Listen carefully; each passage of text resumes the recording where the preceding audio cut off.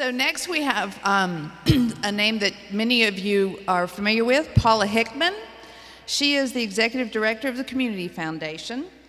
And the question I asked, remember, who's the best hugger in your family? And she didn't hesitate. Went straight to my baby son, Bill, who has been a cuddle bug since day one. He has a good heart, and he gives hugs in more than just physical ways.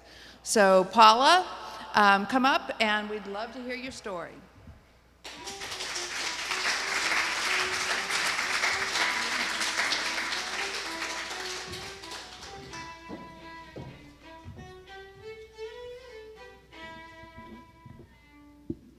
Beautiful. Well, good evening. And what an act to follow, my goodness. And no, you will pull it from my...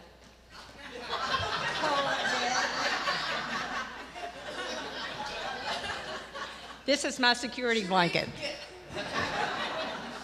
You just needed me to be your enforcer. I promise not to read, but this, will help me remember. I've gotten to that certain age. But before I get started, I want y'all to close your eyes and visualize with me a 1950s dad. You know the type. A ward cleaver, I'll leave it to Beaver. A Jim Anderson, who remembers Jim Anderson? Father knows best. Just close your eyes. Can you smell the cut grass? Can you smell the barbecue on the grill? Can you visualize this king of suburbia? That was not my father. Now, my daddy did mow the lawn, and he could cook a mean Boston butt. I will just tell you that. But my daddy was very different from many of his peers. He sewed. He was a veterinarian by profession, and he really started sewing because deep down, he was a smart aleck. You see, my mother didn't know how to sew, but she was struggling mightily to sew a dress for me when I was a baby, and she couldn't do it. And my daddy walked through the living room and saw her struggling, and he shrugged his shoulders and said, "Anyone can sew. It's just like following a blueprint."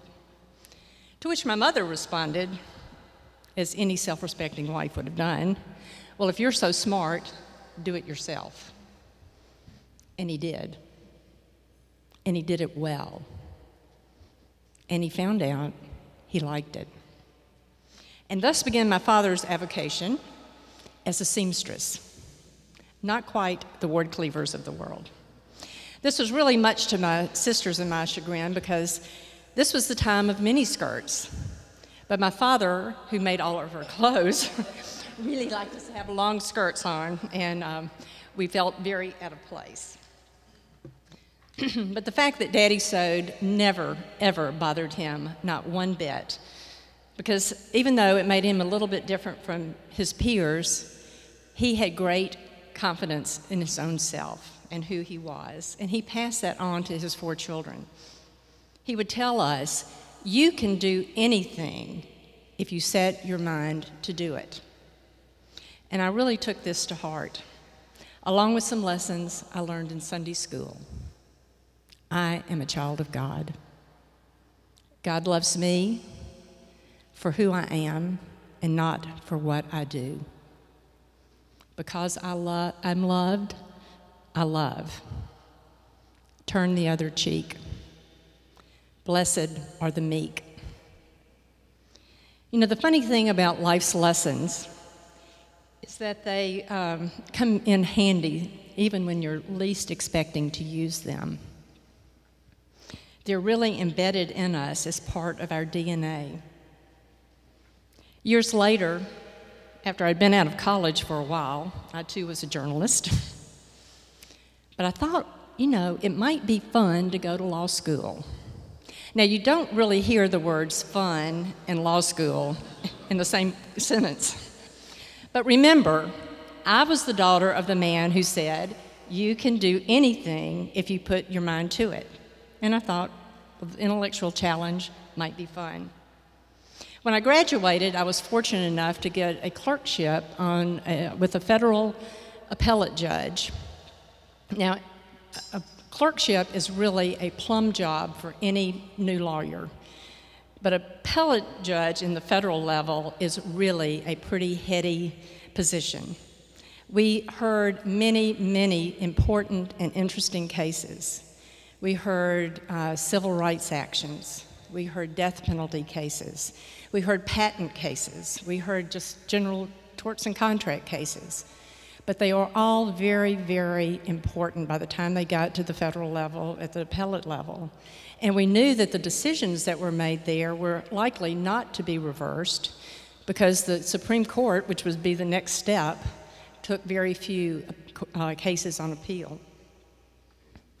I hate to admit this really about myself, but I was pretty much taken with all the headiness that was in the job that I had, and I was really just basking in the reflected glory of my judge. But it was a wonderful, wonderful experience. I have to stop right here and tell you a little bit about my judge. His name was Robert S. Vance, and he was a wonderful man. He was kind, he was funny, and he wore his power lightly.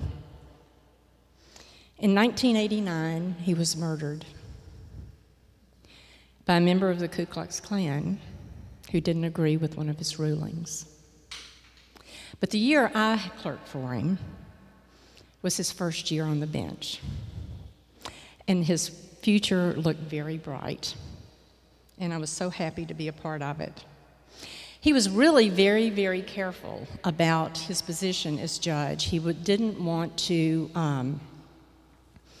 fraternize with the local bar, even though he had many friends, so none of them ever came into our chambers.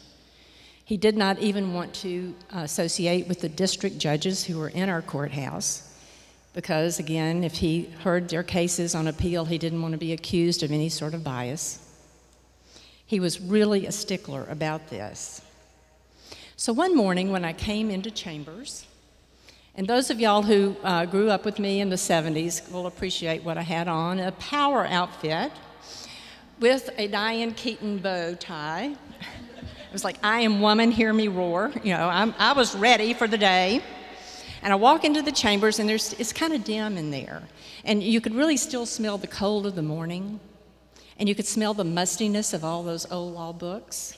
And you could smell the crisp aroma of the new ones. And in that dimness, I looked, and my judge was talking very intimately and earnestly with a visitor.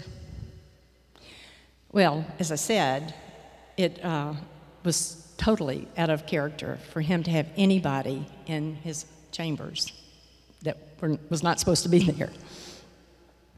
And I looked through at them and in his office, and the light was coming in from behind my judge, and this light shaft, and you know how the motes, dust motes will dance. Well, they were dancing all the way to the face of this person. And I saw who it was, and it was a very high-ranking official in the U.S. government. Wow. I was just overwhelmed. I mean, I've never been that close to power. How exciting. What will I say? What will I do? And I stood there for just a nanosecond, looking at him, and then he turned to me.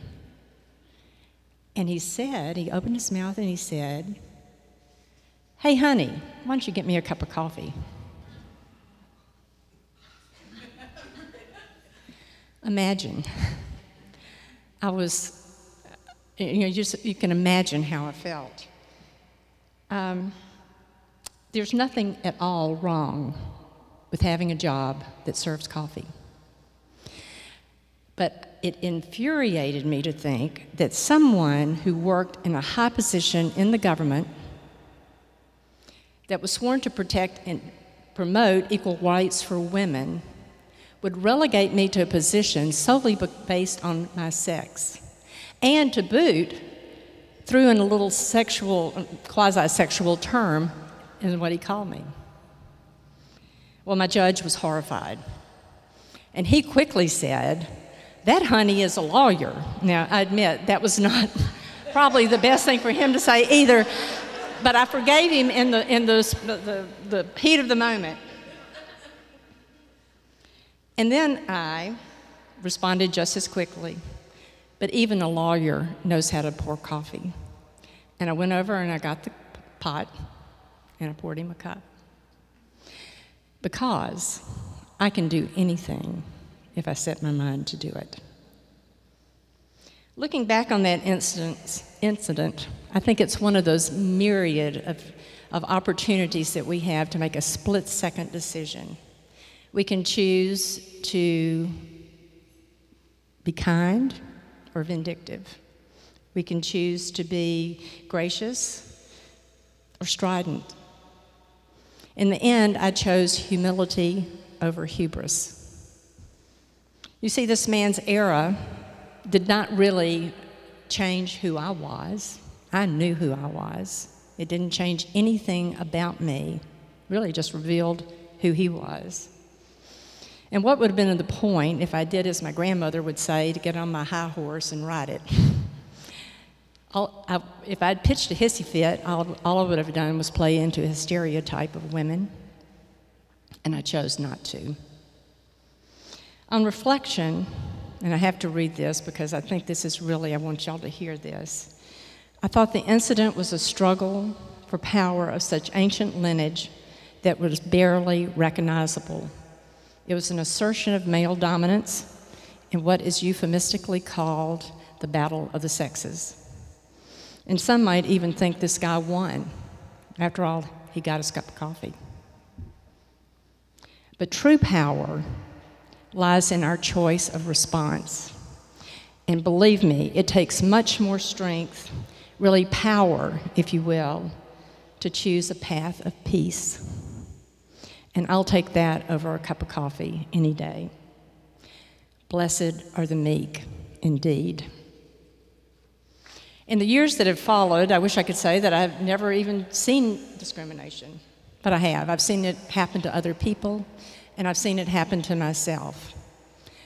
Often when my husband and I go to make a major purchase, such as some type of machinery or a car, the salesman acts as if I'm not even there. They don't even look at me, as if I just had a pretty bonnet, all those numbers would just fly out of my head. Members of the judiciary, when I was practicing law, would say, "Miss Paula," in open court, while they called my opponent Mr. So-and-so. Men in my former church questioned my ability to serve God based on my sex. And sometimes people, even as late as last week, have made untrue assumptions about me based on the color of my skin. Like so many years before, when these things happen, I really don't try to argue or try to make a point, because hopefully who I am and the actions that I do will speak for themselves. And after all, I can do anything if I put my mind to it. Thanks.